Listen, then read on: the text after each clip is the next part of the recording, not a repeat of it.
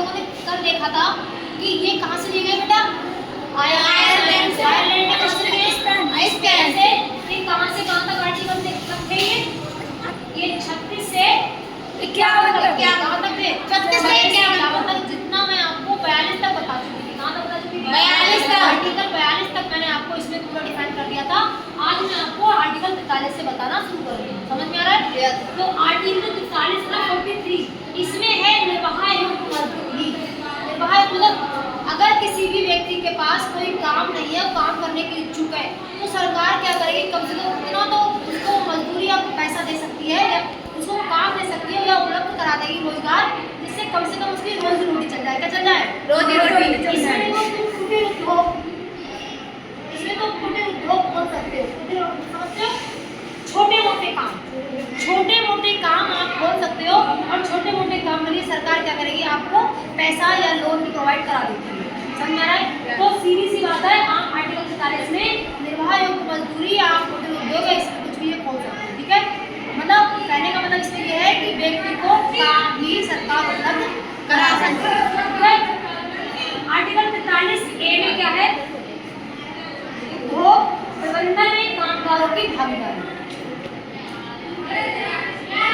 कई जैसे उद्योग होना, उद्योग फैक्ट्री वगैरह, तो उसका मैनेजमेंट कैसे करना है, उसको किस तरीके से चलाना है, ये इसमें लिखा हुआ है आर्टिकल 43A में।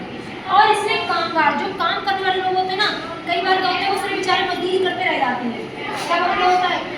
मजदूरी करते जाते हैं, तो उसमें एक दूसरे में पार्टिसिपेट भी कर सकते हैं। मतलब आप एक तरीके से बोलेंगे तो काम में दोनों मिलकर भी कर सकते हैं। कर सकते हैं। तो आर्टिकल 43 में उद्योग प्रबंधन और कामगारों की भागीदारी इसमें दी गई। इसमें समान सिविल संहिता। समान सिविल संहिता का मतलब होता है, सिविल का मतलब होता है जितने भी लोग हैं, चाहे वे किसी भी धर्म समुदाय के ना हो, नागरिक हैं, जितने भी नागरिक हैं, उन सबके लिए एक कानून होगा। क्या होगा? एक कानून होगा। क्या होता है? कानून। सभी सिविलियन के लिए एक जैसा कानून। समझ में आ रहा है? चाहे वो हिंदू हो, मुस्लिम हो, कोई हो।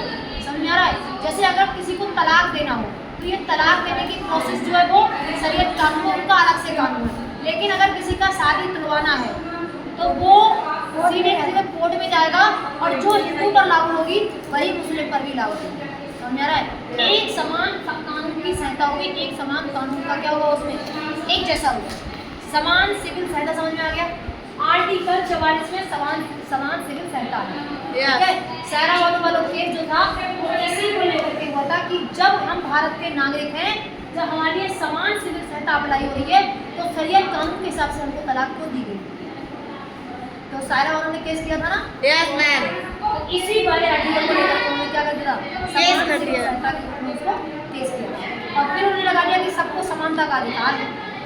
अधिकार भी लगा दिया। इस तरीके से इसमें बहुत सारी चीजें आई हैं। आर्टिकल 45 में क्या है?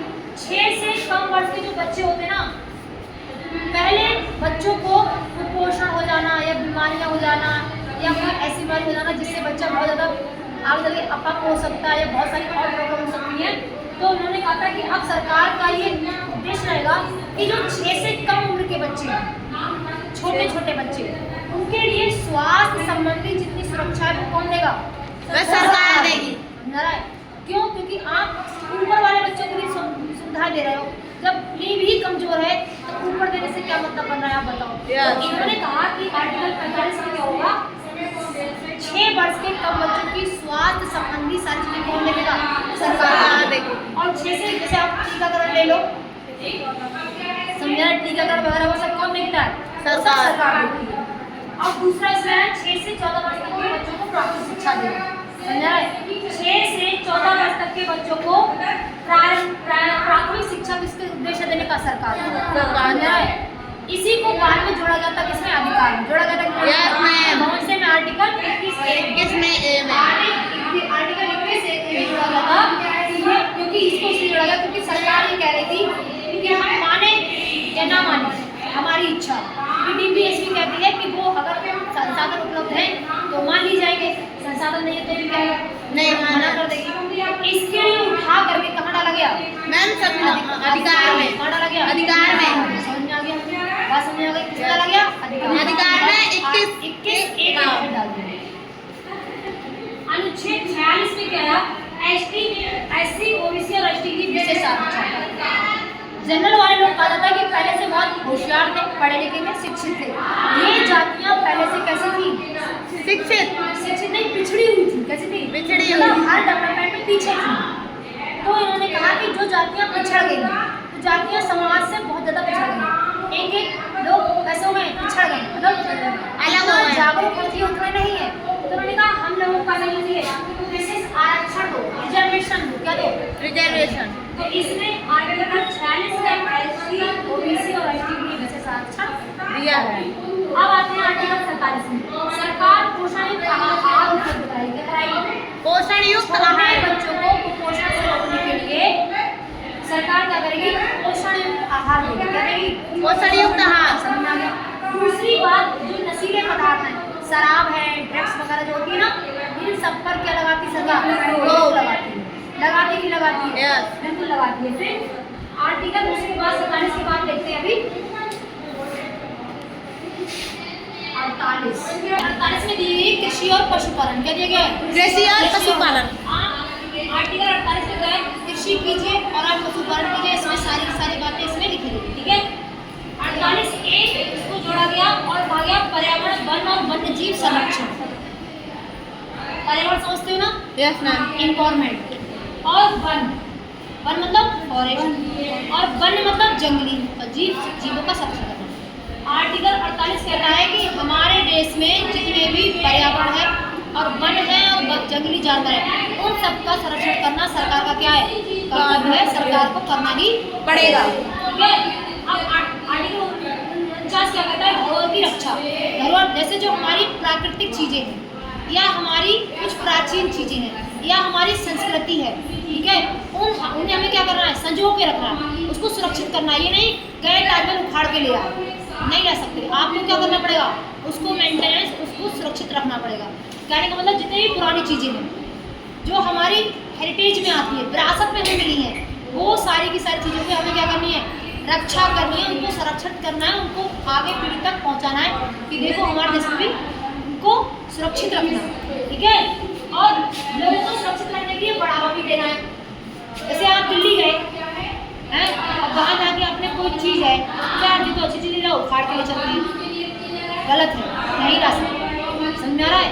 क्योंकि हमारा आर्टिकल 49 कहता है कि हर नागरिक का या हर व्यक्ति का फर्ज बनता है कि हम अपनी प्राकृतिक चीज़ों का या अपनी हेरिटेज चीज़ों का संरक्षण या उन धरोहर को संजो करके रखें।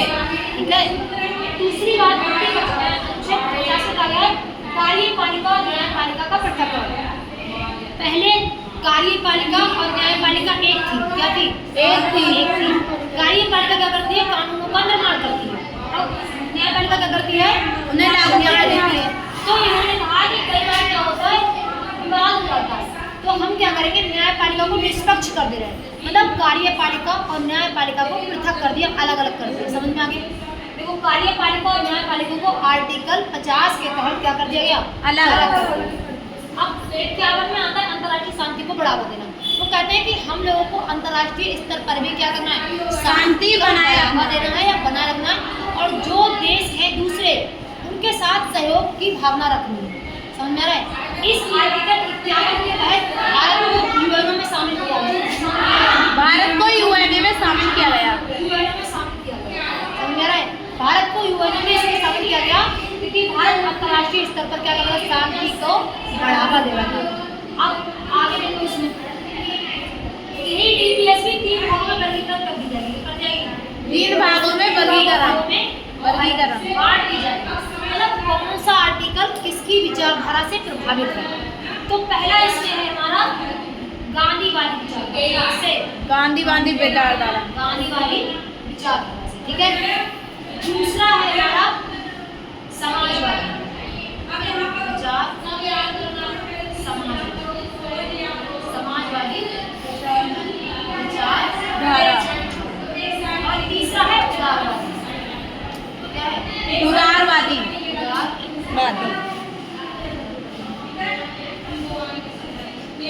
जैसे पंचायत कौन लेकर के आए थे? गांधी।